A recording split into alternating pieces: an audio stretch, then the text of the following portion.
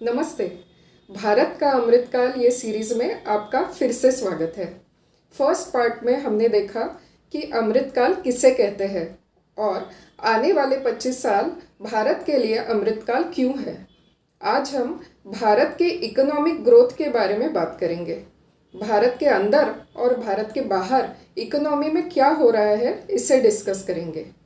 सबसे पहले हम समझते हैं कि इकोनॉमिक ग्रोथ का क्या मतलब होता है। इकोनॉमिक ग्रोथ एक ऐसी कंडीशन है जहाँ पे हमारा कंजम्पशन लगातार बढ़ रहा है। Consumption is nothing but demand. Economics में डिमांड किसे कहते हैं? डिमांड उसे कहते हैं जब तीन चीज़ें एक साथ आती है।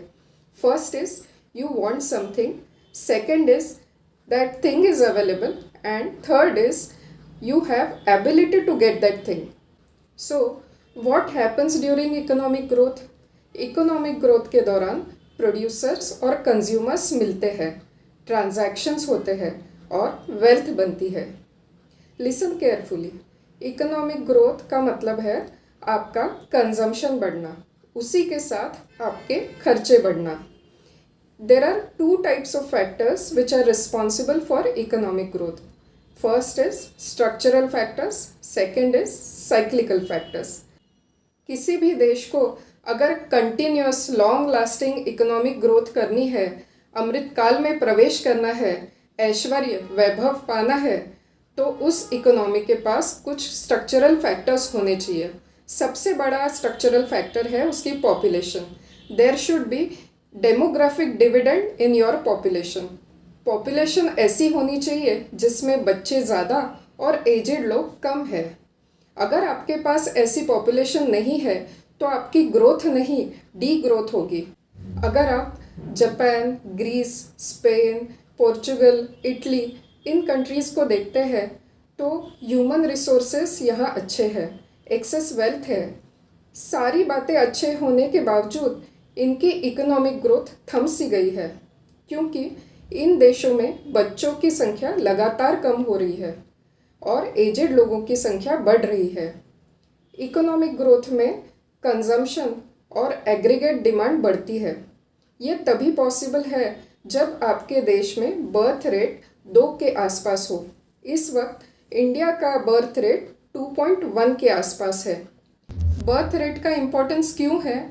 क्योंकि जब बच्चा पैदा होता है तब पेरेंट्स के लिए खर्चा लाता है, इनकम नहीं। भारत दुनिया का सबसे पुराना देश है, लेकिन ये दुनिया का सबसे युवा देश भी है। हमारी मीडियन एज 30 से भी कम है। It is around 27-28।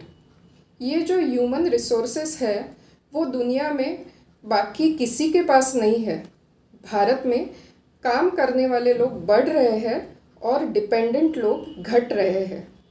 दूसरा स्ट्रक्चरल फैक्टर है आपके पास टेक्नोलॉजिकल एडवांसमेंट्स होने चाहिए, तभी आपके पास मैन्युफैक्चरिंग की ताकत आती है। लास्ट वीडियो में हमने देखा कैसे government performance linked incentives, insolvency bankruptcy code, corporate tax cut, ease of doing business, इन सब पॉलिसीज़ के ज़रिए मैन्युफैक्चरिंग को बढ़ावा दे रही है। थर्ड फैक्टर है इंफ्रास्ट्रक्चर डेवलपमेंट। कुछ साल पहले भारत में सफिशिएंट इंफ्रास्ट्रक्चर जैसे रोड्स, एयरपोर्ट्स, रेलवे स्टेशंस नहीं थे। पिछले कुछ वर्षों से इनमें रैपिड ग्रोथ हो रही है। इनको स्ट्रक्चरल ड्राइवर्स बोलते हैं। ये स्ट्रक्चरल ड्राइवर्स यूरोप में ख़त्म हो चुके हैं, जापान में ख़त्म हो चुके हैं, चाइना में कम हो रहे हैं। पिछले 20 सालों से ये जो स्ट्रक्चरल ड्राइवर्स हैं वो डेवलप्ड नेशंस में निग्लिजिबल हो रहे हैं, इसलिए उन्हें साइक्लिकल फैक्टर्स की मदद लेनी पड़ रही है।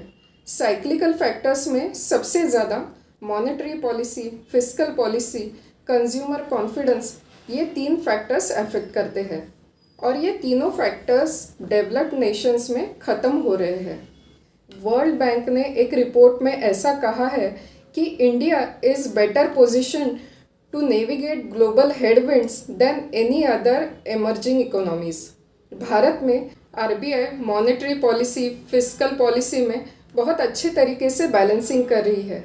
इन्हीं स्ट्रक्चरल और साइक्लिकल फैक्टर्स की वजह से भारत में अमृतकाल आ रहा है। तो चलिए इस अमृतकाल का लाभ उठाते हैं। For more such information, visit our website www.a1investments.in or contact us. Mutual funds are subject to market risk. Read all scheme related documents carefully.